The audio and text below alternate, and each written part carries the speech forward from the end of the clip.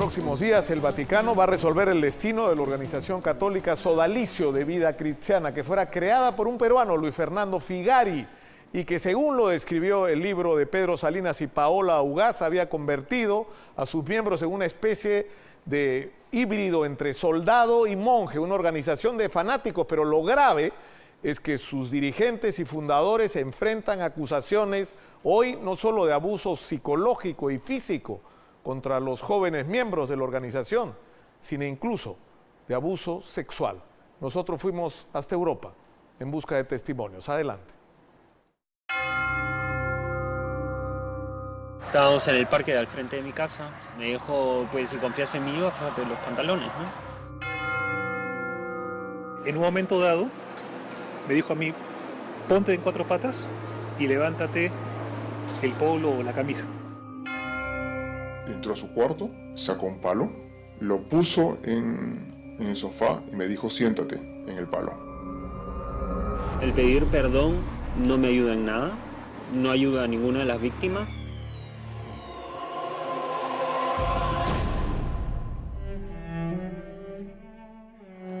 Estos tres hombres viven o intentan sobrevivir en alejados pueblos de Europa. Es la primera vez que sus historias aparecen en televisión para revelar un secreto que por décadas se mantuvo en el más oscuro silencio. La historia de abusos sexuales cometidos por miembros del Sodalicio de Vida Cristiana. Pero para entender por qué esta agrupación católica ultraconservadora está hoy en el ojo de la tormenta, hay que conocer sus aristas y el poder de un líder a quien alguna vez se comparó con Dios, Luis Fernando Figari.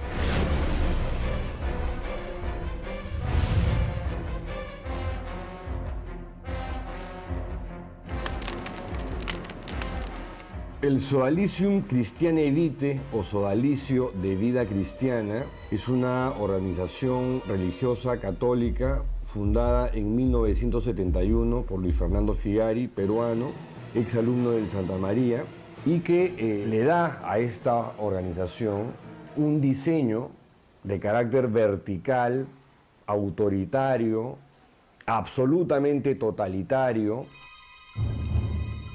En octubre del 2015, los periodistas Pedro Salinas y Paola Ugaz desnudaron en el libro Mitad monjes, mitad soldados, los secretos de la agrupación que Figari fundó cuando apenas tenía 24 años. En buena cuenta, el sodalicio era Figari, y Figari, que había estudiado leyes pero al final optó por la teología, encontraba en los jóvenes el espíritu que guiaría su camino. Te hablaban de un Jesús, o sea, contestatario frente al mundo, donde suponía que todos los que entraban a Sodalicio se rebelaban contra el mundo. Martín Soich, exsodálite y autor del blog Las Líneas Torcidas, explica que Figari, al igual que sus primeros seguidores, sabía cómo llegar a aquellos que luego integrarían su agrupación. Utilizaba muchas veces un lenguaje soez y procaz que agradaba mucho a los jóvenes, porque sentía que era alguien que estaba hablando con ellos. Se busca en los chiquillos tratar de satisfacer las necesidades de reconocimiento, de significación, de pertenencia, ¿no es cierto?, de inflar la autoestima. Pero Figari tenía también un lado oscuro, el de un líder déspota, cruel y autoritario. Es un manipulador, megalómano. Mandaba y ordenaba y él era la voz suprema. Que te hacen leer sus publicaciones, todo el tiempo te están diciendo, pucha, qué genio este pata, mira la frase que ha dicho. Forma parte del formateo mental, del lavado del cerebro, del chip que te van instalando para que asumas que Figari es un dios.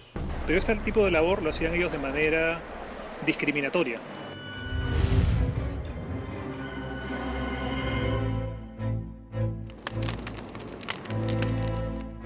El ideal de Figari era el rubio, alto, ojos azules, blanco, buen apellido y con plata, ¿no? Sodalite perfecto.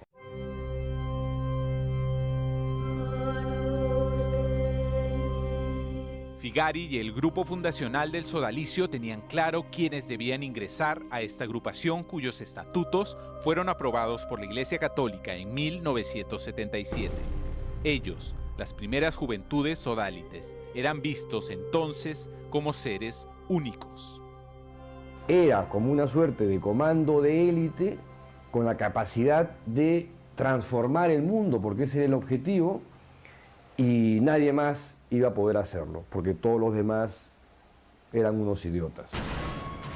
Pero una vez dentro es cuando habría empezado el calvario para muchos.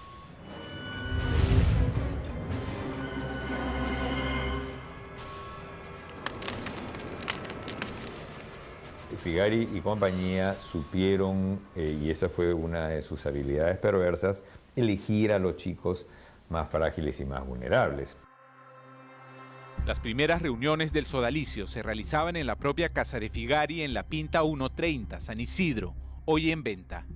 Allí, en medio de esas charlas, se gestaría la fórmula que luego se extendió a las futuras casas de la agrupación. Te van alejando de tu familia poco a poco, la figura paterna la destruyen. Te van alejando de tus amigos,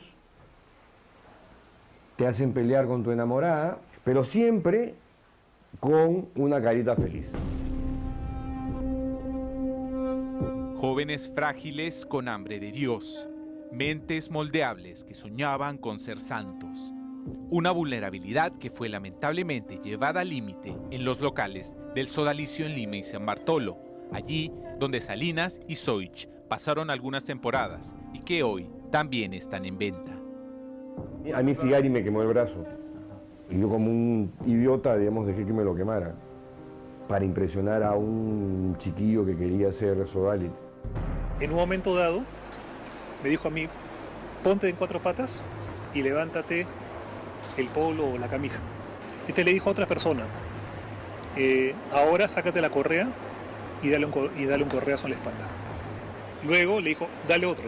Y cuando yo sentí que ya venía el tercero, solamente de la sensación de que me iban a dar el correazo hizo de comenzar a temblar con espasmos.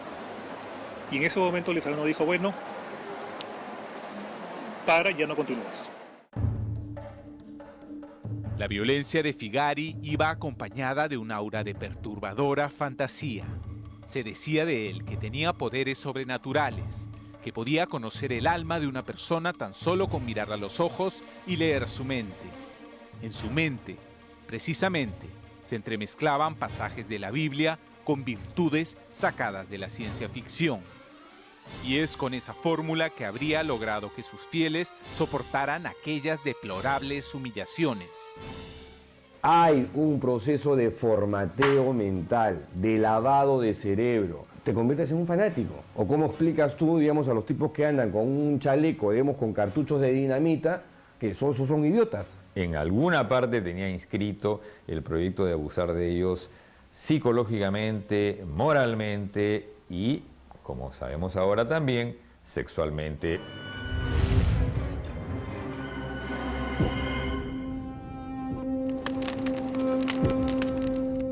En octubre del 2007, el por entonces sodalite Daniel Murguía Ward fue detenido en un sucio hostal del centro de Lima. Estaba allí con un niño a quien, según su propia confesión, fotografió desnudo y practicó sexo oral. Con este hecho se abría el capítulo más escabroso en la historia del sodalicio. Era el primer registro de un miembro de la secta que era acusado de violar a niños, pero Murguía no sería el único. La riqueza del Señor Jesús. Germán Doig-Klinge, fundador con Figari del sodalicio y su hombre de mayor confianza, murió mientras dormía a los 43 años en febrero del 2001. Pero 9 años más tarde, el proceso de beatificación de quien estaba llamado a ser el primer santo sodalite se detuvo, pues 2 años antes se recibió la primera denuncia en su contra por abuso sexual. El santo no era tan santo como se pensaba. El año pasado, Patricia Murguía, hermana de Daniel, quien hoy vive en Estados Unidos en cuarteles de invierno y nunca fue juzgado por abuso, resume con rabia la maldición que persigue al sodalicio desde entonces.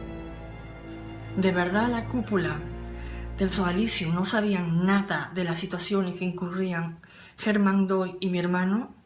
¿Nada? ¿Todo lo eran desconocido?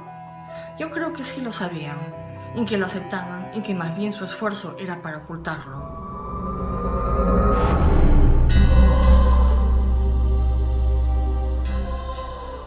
Beto Villar, de Punto Final, fue hasta Alemania, donde encontró a Álvaro Urbina, un exmiembro del sodalicio que tiene gravísimas denuncias que hacer. Adelante. Si Dios existe, ¿por qué pondría a prueba a un menor con un cura? En todo lo que crees, lo crees por él, ¿sabes? Porque él es magnánimo. Pero luego la prueba de fuego es absolutamente todo lo que él crees y tal, va y te viola.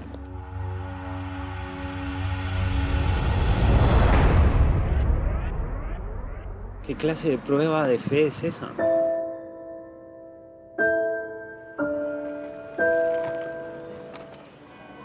Los verdes e interminables paisajes de Colonia parecen extraídos de antiguas pinturas. La cuarta ciudad más grande de Alemania, arrasada durante el nazismo, tiene también la catedral gótica más imponente de Europa. Y dentro de este inmenso monumento a la fe que tardó 600 años en construirse, esta imagen nos recuerda por qué hemos llegado hasta aquí.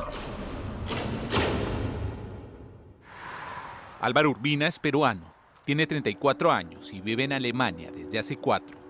Hoy trabaja arreglando los motores de enormes máquinas en un pueblo industrial a media hora de Colonia.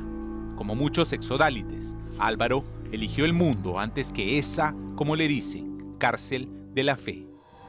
Pero en 1995 la historia era otra. Tenía 14, 15 años, estaba en el colegio, me iba bastante mal. Me marcan, sufrí bullying. Ya mi madre no sabía qué hacer conmigo, ¿no? Fue por amistades de la familia de Álvaro, una familia de clase alta, que se acercó al movimiento sodalite, y el primero en trabar contacto con él fue Jeffrey Daniels, un exalumno del Colegio Santa María que por entonces tenía 29 años y había sido consagrado en la agrupación que lideraba Luis Fernando Figari.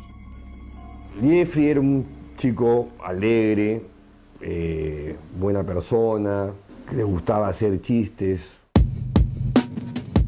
Daniels tenía una virtud. Sabía cómo llegar a los adolescentes a quien el sodalicio pensaba agrupar. Su talento natural mezclaba la desvergüenza con las vulgaridades y chacotas propias de los adolescentes. Jeffrey era un petulante, un poco discriminador inclusive, machista, 1000%, ¿no? Haciendo comentarios o chistes homofóbicos, ¿no? Cualquier cosa que pudieras decir y que a él no le parecía bien, eras un maricón.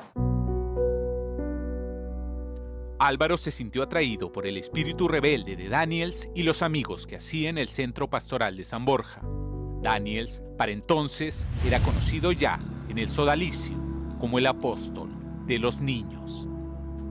Jeffrey Daniels no tardó mucho en cobijar al inquieto Álvaro bajo su manto de ahora cuestionable santidad, y tampoco demoraría mucho en mostrarle sus verdaderas y oscuras intenciones. Fuimos a comer un helado o algo por el estilo al McDonald's. Cuando volvimos, a mí me dejó al final. O sea, me comenzó a hablar de la confianza y tal, porque si yo iba a ser agrupado, ¿no? Un montón de floro, ¿no? En 20 minutos, básicamente, para preguntarme si yo verdaderamente confiaba en él. Yo no sabía, ¿sabes? Yo tenía 14, 15 años. Entonces, pues claro, me dijo, pues si confías en mí, bájate los pantalones, ¿no? Daniels, que le doblaba la edad, fingió examinar sus genitales, tal como lo haría un médico con su paciente.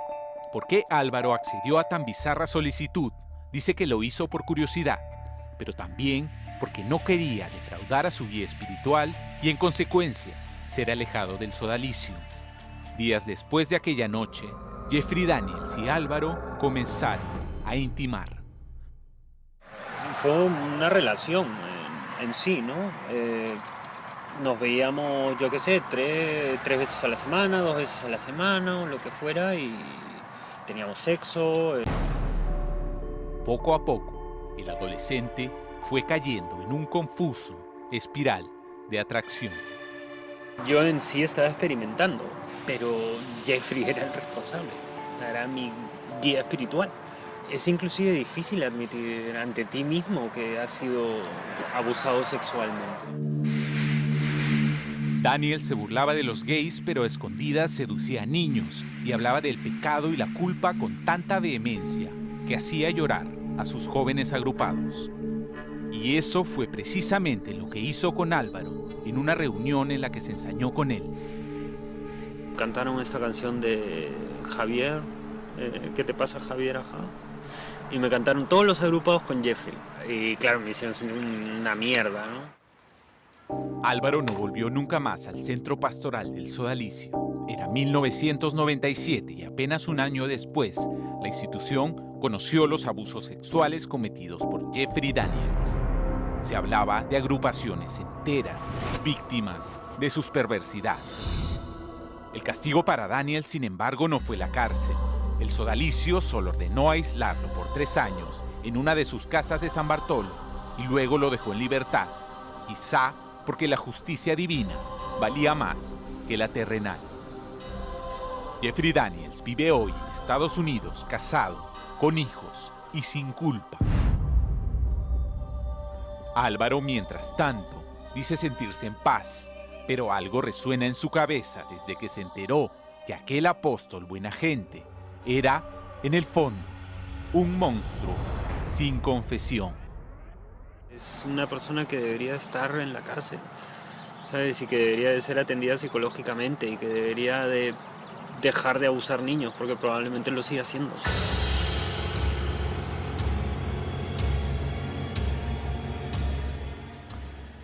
En unos minutos, un testimonio de abuso sexual, pero esta vez contra Luis Fernando Figari, el fundador del movimiento Sodalicio. Y en vivo, Pedro Salinas. Regresamos.